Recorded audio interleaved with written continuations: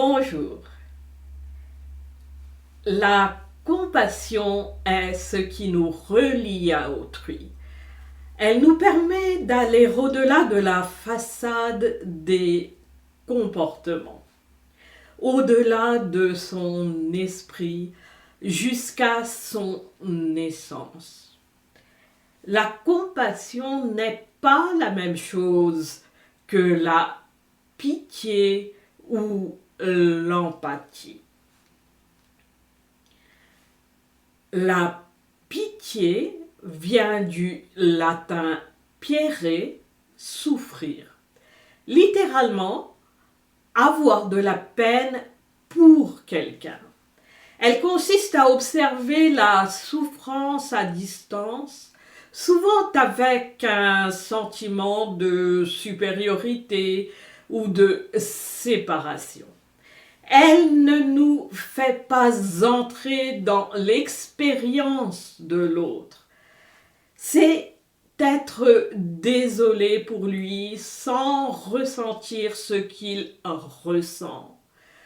C'est donner de l'argent à des sans-abri, contribuer financièrement à des œuvres de charité.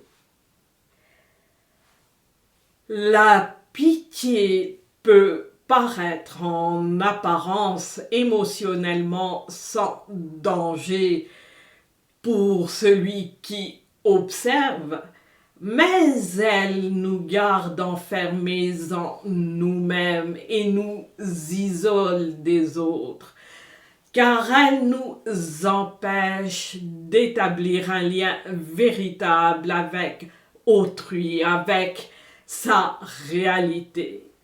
Et donc, non seulement elle ne résout aucun problème, mais elle contribue à maintenir et à participer à toutes les injustices. Au final, elle nous isole de nous-mêmes. En gardant à distance la souffrance d'autrui, c'est la nôtre que l'on réprime.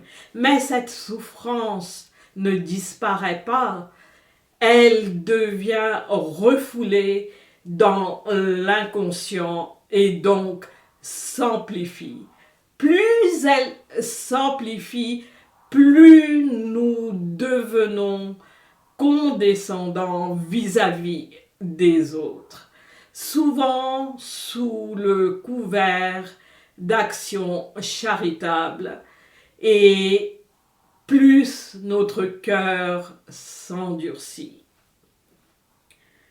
Or, la seule issue de ce cercle vicieux passe par la connexion à autrui. Les neurosciences confirment notre nature profondément sociale. Notre cerveau se forme à chaque instant par nos interactions et les émotions sont au cœur même de toute cognition.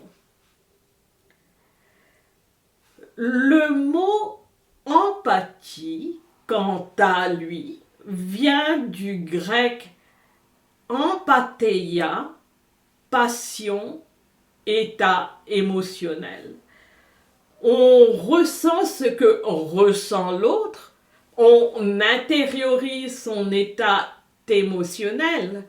Par exemple, si quelqu'un est triste, l'empathie, c'est ressentir de la tristesse dans son propre corps et son propre esprit. Sa tristesse à lui réveillant bien des souffrances enfouies en nous. Mais il y a absence de connexion au-delà des émotions, au niveau de ce qu'on pourrait appeler l'âme, de l'essence de ce que nous sommes. Et donc l'empathie peut entraîner une détresse émotionnelle car vous êtes directement affecté par la souffrance d'autrui. C'est pleurer avec quelqu'un qui vient de perdre un proche ou paniquer devant sa détresse. Oh mon Dieu, que t'arrive-t-il?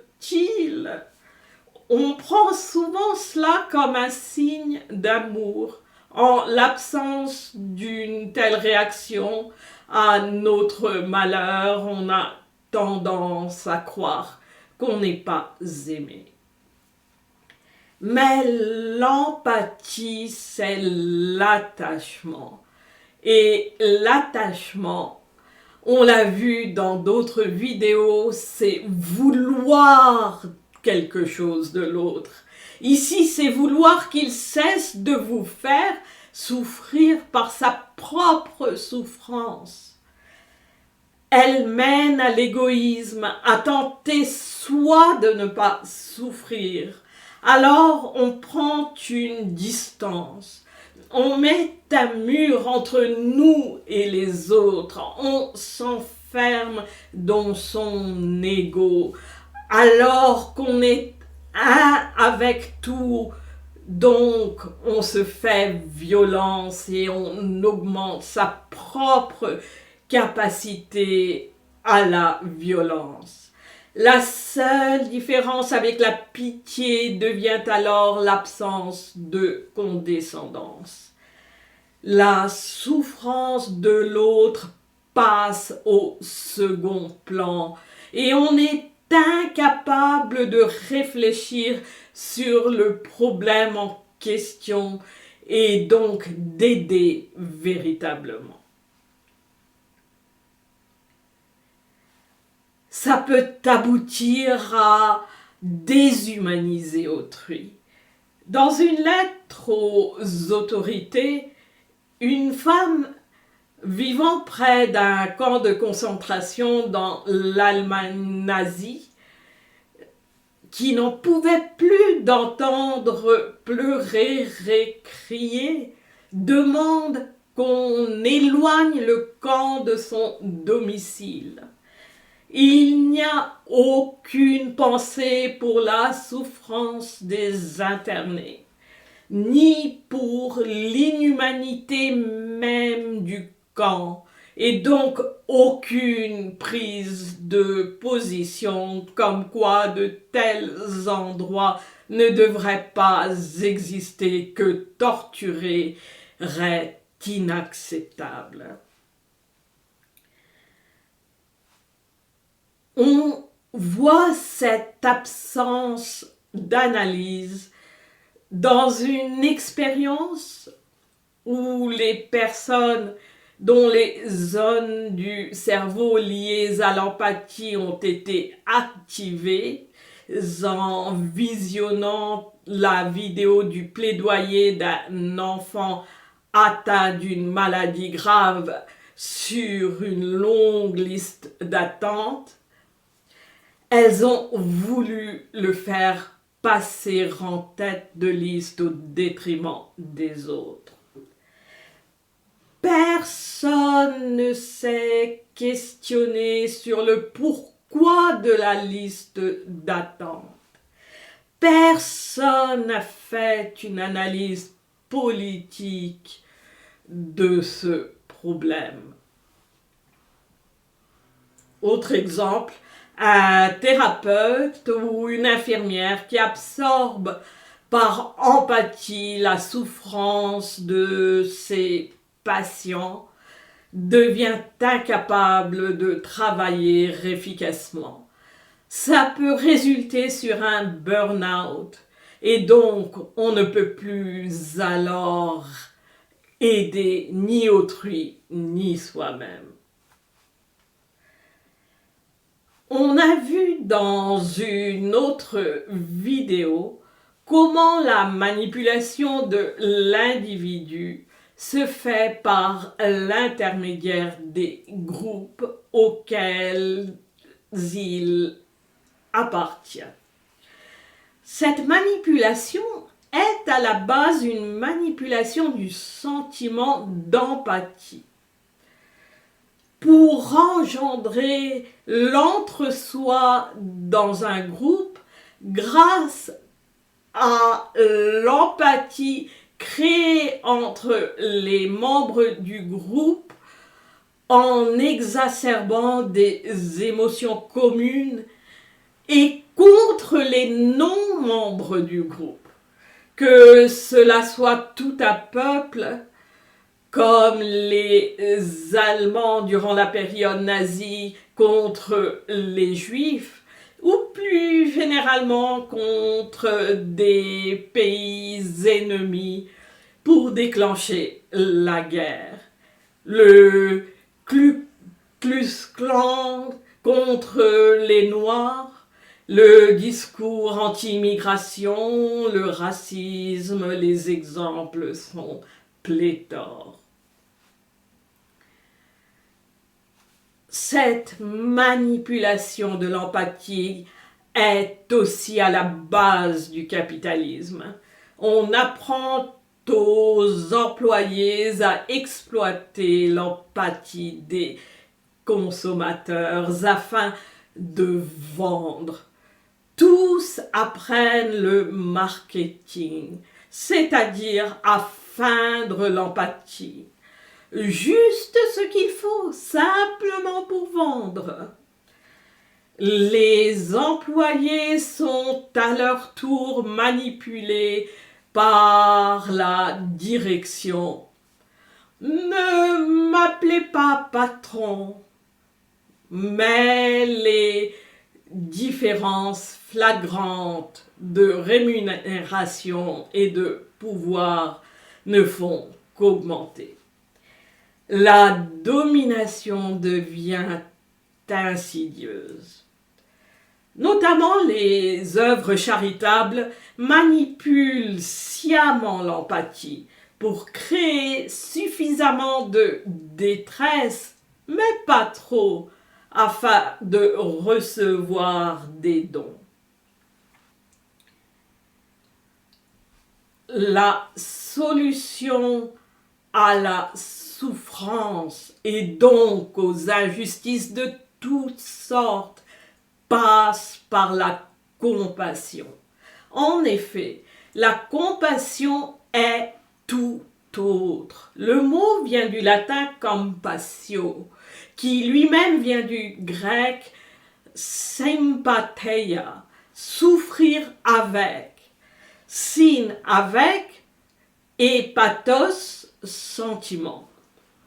La compassion, c'est entrer dans la souffrance d'autrui, la reconnaître pleinement, tout en restant conscient de l'autre et de soi-même. Je suis le gardien de mon frère. Je suis humaine, fragile et mortelle comme toi. Je ne suis pas scandalisée par tes larmes. Je n'ai pas peur de ta peine. La compassion porte en elle intention et conscience relationnelle. Il ne s'agit pas seulement de ressentir, mais d'être présent et dans une attention totale, et donc dans le respect d'autrui. Contrairement à l'empathie, elle ne reflète pas le ressenti de l'autre en miroir. Les neurosciences montre que les zones cérébrales activées par la compassion sont différentes de celles de l'empathie.